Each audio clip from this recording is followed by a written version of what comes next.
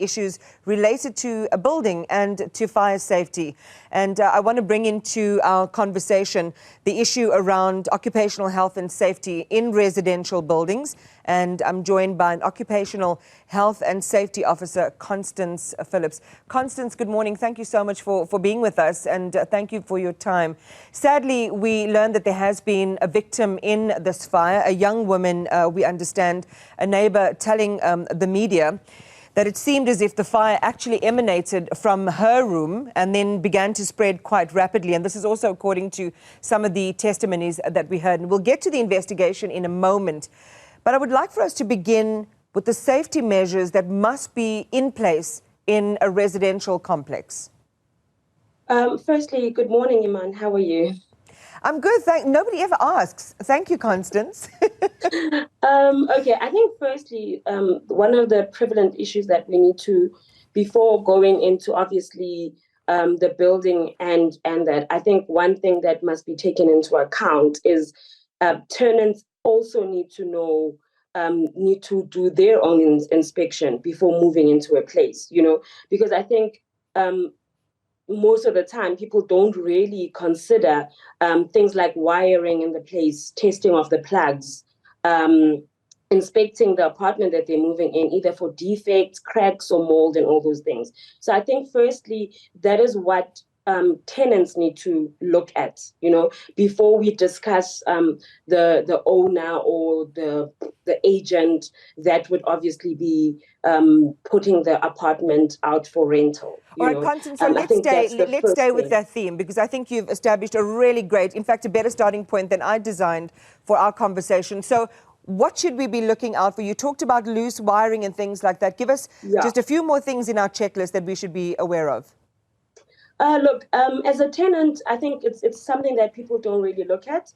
For an example, if most of these apartments now come with dry areas and some of them don't, you know.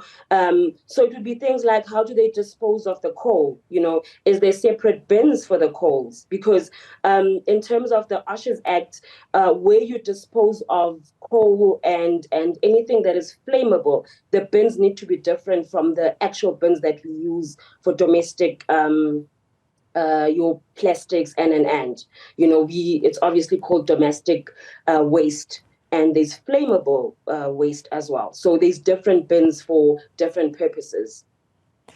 Okay, so I want to deal with just one or two other things, Constance, because as you know, we have a lot of moving parts this morning. But what I also did want to ask you about safety equipment and access for residents. So talk to me about things like fire extinguishers.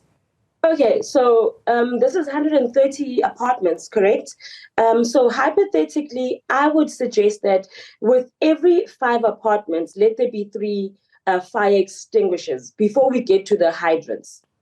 Because the hydrant it would normally be on the ground floor, right? So that it's easily reachable to the fire department. So for every 5 apartments, let there be 3 fire extinguishers that are easily accessible. That people can reach to, you know. Okay. And I think something that is never really considered, which is very prevalent as well, is that the caretakers, are they trained? Do they have basic firefighting? Is there a first aid kit on every floor? You know, because I mean, if you think about it, I read in one of the articles that there was a woman with a baby that is about 8 months old, smoke inhalation. You know, how do they treat that before? Obviously, the EMS arrive at the scene. All right, Constance, thank you so much. I think in these few short minutes, you've given us a lot of food for thought and a lot of things that we need to think about, or anyone needs to think about when they're signing up a lease or thinking of living in a particular dwelling. Fire safety requirements, but also things that are obvious that could pose a risk to safety.